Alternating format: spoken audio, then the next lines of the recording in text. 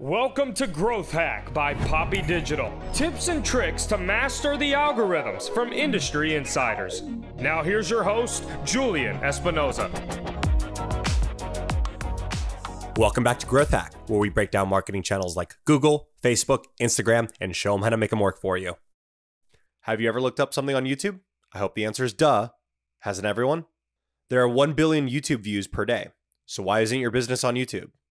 On today's episode of Growth Hack, we bring on Derral Eves to talk why YouTube and how. Derral is the CEO of Creatus, a video marketing and strategy company. Derral consults some of the biggest YouTubers in the world. He has helped 27 YouTube channels go from 0 to more than 1 million subscribers, and he has generated nearly 70 billion views on YouTube. He is the Wall Street Journal best-selling author of The YouTube Formula, How Anyone Can Unlock the Algorithm to Drive Views, Build an Audience, and Grow Revenue. Welcome, Derral. It's good to be here. There's a book that you've written, and it's super cool that you had Mr. Beast write the foreword. And I did take the time to actually read the foreword. And it's really interesting. He talks like pretty much right off the bat. He goes, if a brand doesn't have a YouTube channel, it's like insane to him. And so can you break that down? Why did he say that? Well, I do believe that the world's changed quite a bit in the last 10, 15 years, and brands, if they really want to succeed, they got to get where the eyeballs are at. And a lot of brands are so archaic in the sense of, oh, we're on radio, we're on TV. And yet there are channels right now that if you take all the channels on TV and put them there, and there's YouTube channels that actually get more eyeballs than they do.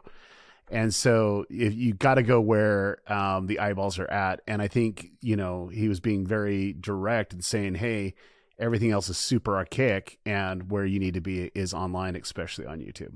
The idea is like, hey, a YouTube channel makes sense. Brands should be doubling down on this. What do you do before you start a YouTube channel? Like, what do we need to think about? I mean, the thing for me is I've had a lot of success when it comes to YouTube. I've been on the platform since 2005, and I've just crossed 80 billion video views. And so the first thing that I look at is who's the intended viewer, and really start to defining who that is, because it's so important, because the way that the AI in YouTube works is it goes out and finds the viewer for you. And so the more that you can identify who would actually like that type of content and the value that's going to be that transaction is going to occur, YouTube can do its thing. And that's where you can get massive growth, massive views, massive subscribers, is really understanding who you're actually making the video for. And I think where creators and brands go wrong is they say, I just want to create this. And they have no forethought on who's going to be watching it. And so they get very disappointed when they only get 1 view or 2 views or a few views, because they really didn't cater to that person like they should. And so that's something that I preach, I teach. I've worked with some of the biggest brands in the world, and I had to even help them understand who the viewer avatar is and really take them through the process of a viewing cycle on YouTube. It's funny. We take content, and I have a lot of people on this show, and Michael Stelzner has a lot of the same people interviewing on his show. The first thing that anyone talks about when we talk about a channel, we talk about audience. I mean, it's like, and it's just so funny how like almost underrated audience is when it comes to these platforms, because it doesn't matter if it's TikTok, YouTube, Snapchat, Instagram, and Pinterest. Just think about the audience. What is the audience? Why are they there? And what are they doing? So this actually leads us into content. Does copycatting work on YouTube? So I want to answer this the proper way, because I think I can make that video and do exactly what they did. There's no unique value when you copycat. However, I do believe that you need to see what success looks like, and you can see very successful videos. And some of the struggles that content creators have or brands have is they see something with a whole bunch of views, but they can't really understand why it has so many different views. There's just kind of a disconnect. And so they think, oh, we'll just recreate that moment, but they literally miss the most important elements that are in that. And so I think from every perspective is copycatting isn't necessarily anything good, because it's a me too. But if you can put your own spin on it or learn from that piece of content, and help you do a lot more research of what you're putting out, then yes, that can be super powerful and super necessary to really succeed on the platform. I definitely want to talk about Mr. Beast for a second, because I think he's had one of the most successful videos that he's had come out very recently. And it was funny, in my own head, I predicted that he was going to do it. So before we get into that, though, let's talk about this recon phase and this research phase. And you go really deep into this in your book. Can you talk about what is involved in this recon and analysis phase? Yeah, I think there's several mistakes that creators and brands make when they come on YouTube. Is they just upload a video and expect the YouTube gods just to put it out in front of the right audience. For me, there is a pattern to success. There is a formula to success. And it is out there on YouTube. And I know that there's a huge disconnect sometimes that, like I said earlier, that people just can't see why this is so successful. But there's patterns of success, and it's on the platform. So before I start a project, before my clients start a project, or even some of my students, I'm like, no, this is the phase that we spend the most of the time in to really understand the dynamic of how people are finding value and what they find valuable, and also understand the mechanics behind it of why that is successful. And so every year, this is something that my company does. We start 2 new YouTube channels, and then we partner with 2 new YouTube channels, or 2 YouTube channels in specific. Sometimes it's 3 to 4 months, or even 6 months of recon and research, of really understanding the dynamic of the audience, the type of content, what they'd find valuable, doing several iterations of ideation and video edits that we just never see the light of day because we feel like we missed the mark. And that's why, like every year, we're getting several YouTube channels get over 1 million subscribers each. In fact, I've helped 28 channels go from zero, a plan, to 1 million subscribers by just understanding what is valuable for a viewer, and then ultimately catering a viewing journey for that viewer. And once that happens, YouTube does its thing. It's able to completely identify who that viewer is, see some patterns that we can't see because it's artificial intelligence, and it sees patterns that we normally don't see, and recommend that content to the most likely viewer. And so the recon and research phase, I feel like, is the most critical, and it's the most overlooked. I think people just, I'm going to shoot a video. This is what I'm going to do. I'm going to pick up the camera. I'm going to talk. I'm going to edit and go there. They're not really seeing, well, who's on the other end of that camera? Like, who's on the other end of that video? What would they do to have those freak out moments or jump off moments? We need to be able to reduce the jump off moments and increase the probability of them getting really pulled into the video content. I think years ago, I was definitely that person. It's like, let's just start. I mean, that's how I started this podcast. And guess what? I threw away 12 episodes before it even launching, because it was just pick up a microphone, pick up a guest, and let's go. And I definitely looked internally, listened to my podcast, and I was like, you know what? It's not good. I wouldn't listen to this. And I think that's definitely a bar you should set for yourself, is would you listen or watch your own video, right? Yeah, I want to just specify, I do believe you got to put out content. I do believe that, getting it out there, just taking that next step is really important. I don't want people to get like so paralyzed that, I can't do this, I haven't done enough recon. No, what you do is test it like what you did, and you realize, that's not as good as what I had in my head. We got to do a lot better job, and you scrap it, but there needs to be a point of where it's good enough, good enough to start. And then it's about that consistency factor. And I think definitely, I learned that from Reid Hoffman from LinkedIn Masters of Scale. He definitely said, the logic of if you are completely happy with the end product, you took too long, right? So you need to be somewhere where it's like you're not 100% happy. And to be honest with you, when I launched my first few episodes, I was not happy. I'm probably still not happy with the episodes of where they are today, but we're moving along. So I want to talk about Mr. Beast, one of Mr. Beast's most successful videos, because I think it's just like worth talking about. And I got to tell you, I'm not going to lie, I should have written down, and I should have had a Twitter post about it. I predicted he was going to do it. And it's just obvious that he was going to do that video. It was just it made so much sense. I was probably by the 3rd or 4th episode of this particular series that I will review in just a moment. I think you guys are starting to figure out what it is. And I was like, Dude, Mr. Beast is going to do a video on this. Like, this just makes so much sense. So obviously his most successful video as of late has been the Squid Game video. I think I checked before we started the show. It was like 150 million views. I mean, dude, that's ridiculous. Well, no, what's ridiculous is he got 42 million views in that first 24 hours. Like that's what's ridiculous. And I do believe, a good idea is so powerful. But what's more powerful is when you are watching something on Netflix and you're like, Mr. Beast is going to do this. How many other people were doing the same thing? Because they're like, there's only one YouTuber that could really pull this off. Who is it? Mr. Beast. He's created a brand. He's created something of expectations. Now, that's a double-edged sword, mind you. Like, he could miss the mark. But I can honestly say that he is so critical with his content. He is so critical with his content. And I've worked with him for so long of just really seeing how meticulous he is and how the thought process is. There's no surprise that that video has performed the best that it's ever done on YouTube. And then two, it's been the fastest growing video outside of music on YouTube, which is just breaking records all over the place. It's unbelievable. Does Mr. Beast, I mean, is he so carefully thought process on his content that he doesn't ever scrap videos, or does he scrap videos because they're not where they need to be?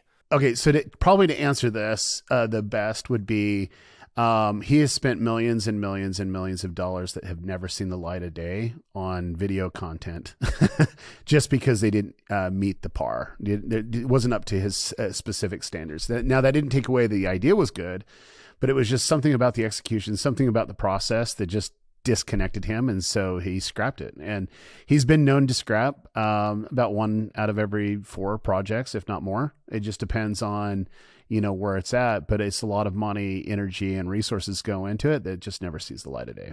Let's talk about something that he does really well, which is a question I have, is his hooks. And you have dedicate a good portion of the book to hooks. How do we hook an audience? Well, I think the biggest thing is, how do you stand out? And what you need to identify is the first place to stand out is with your thumbnail and the energy and effort that he goes into, and then the successful creators that go into of really, how do you stand out compared to the competition? You are competing with eyeballs on the YouTube homepage or the suggestion. And how does your thumbnail actually explain what's going on in the video? And then as you stand out from that, they're going to glance at your title. And is it going to be intriguing enough? Is there going to be enough curiosity that people will want to click? And as soon as that happens, that's where I believe the hook starts. And the next moment is, can you deliver on the promise of that title and thumbnail in the fastest amount of time? Few seconds, 10 seconds, whatever it may be, to really pull them into the journey of the video. And if you can, and you're delivering on that, they're like, hey, this is what I clicked on to see, and they come into it and it's not disconnecting, you're going to get them for a good 30 seconds to a minute. And when you get it to 30 seconds a minute from that hook, what you got to do is pull them even in deeper, where you fulfill even deeper on the promise, or there's enough curiosity that takes them to the next minute. And that's a tough challenge, to be honest with you. I think a lot of creators don't really put a lot of time and process in that first 30 seconds of the video, or even the first minute.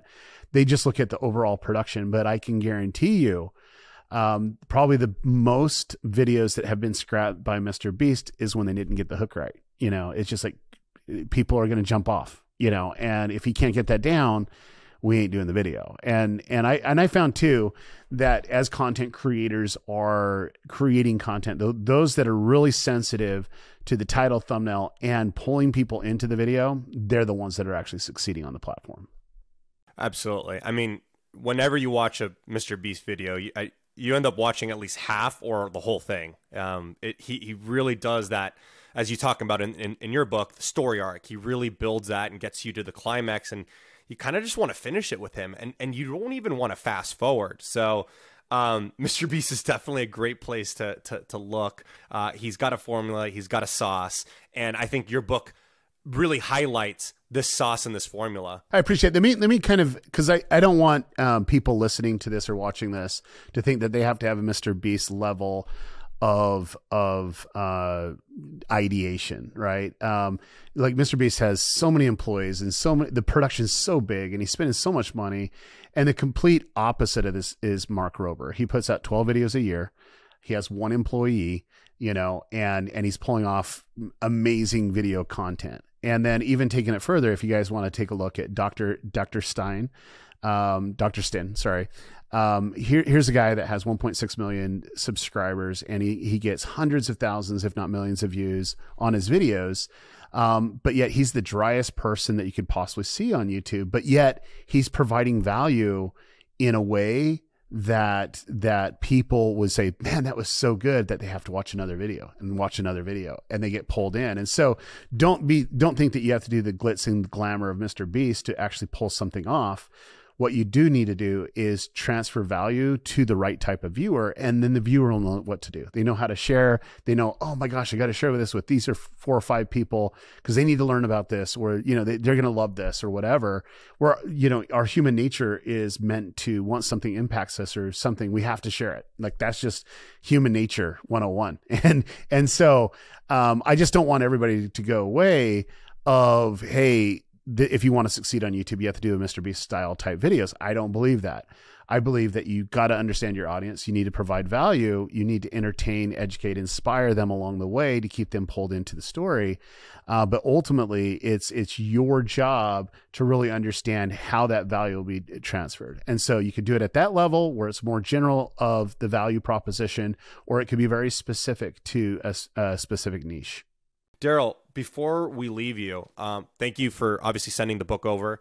Do you have any thoughts or something you want our audience to know about the book that I haven't covered yet? Yeah, like the book is in 3 parts. And basically I wanted people to understand the history of YouTube, because then you understand why YouTube makes certain decisions and where they actually see priority. And then I break down the AI and algorithms of YouTube and why that's important. Then the next stage is part 2 of the book, is just the opportunity. I think every day I run into people and they're like, you make money on YouTube? I'm like, yes, you can. A lot more money you can ever imagine. So I wanted to share everybody with the opportunity. And then part 3 is the YouTube formula.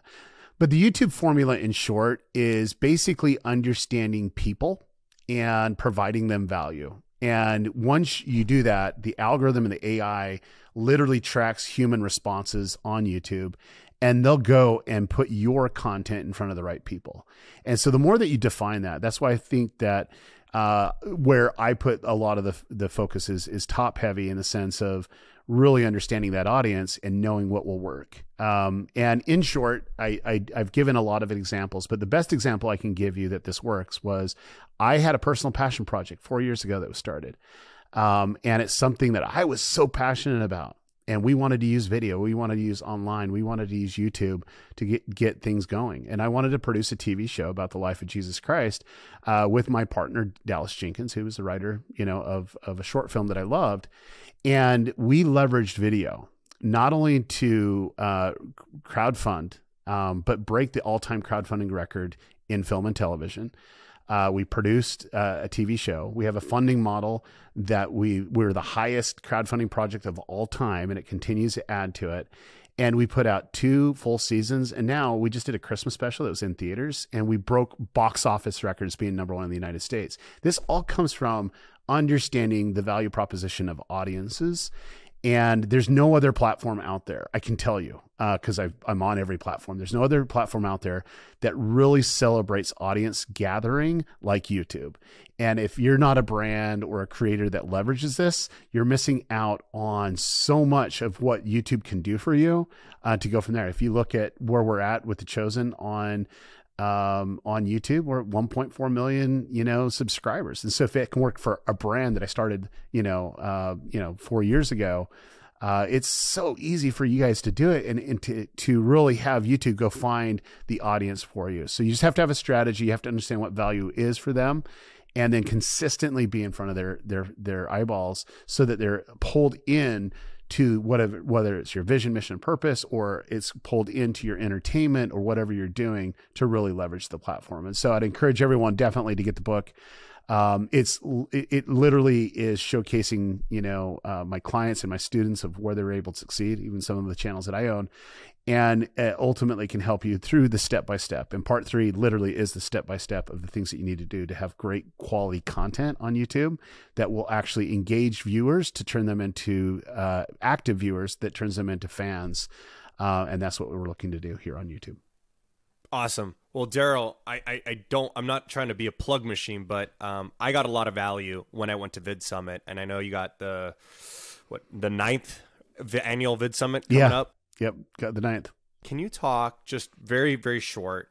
Who is Vidsummit for?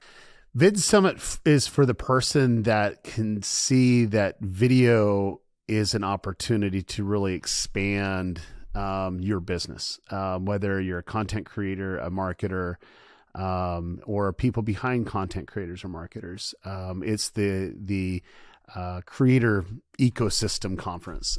It's meant for creators, not meant for fans. But it's really to help them understand the true opportunity that's out there. And what I love about this is one of the owners now, he came as a keynote, had 2 employees, sat through a presentation about scaling and diversifying and leveraging their audience. He now has 276 employees and 7 or 8 ventures. Like I can't even keep up. And it was all coming from a very short 4 years of really understanding the potential that's out there. And that's what I want. I want people to come to the conference that realize the true potential of the money-making opportunities when it comes to online video. I recommend it. If you are one of those people in that category, in that bucket, I attended. I definitely suggest. We'll have a few things. We're going to have a link to Derral's book in the show notes. We'll have a link to the direct Vidsummit website if you want to look at that and potentially consider a ticket. Derral, thank you for coming on the show, and we really look forward to having you back at some point. Appreciate it.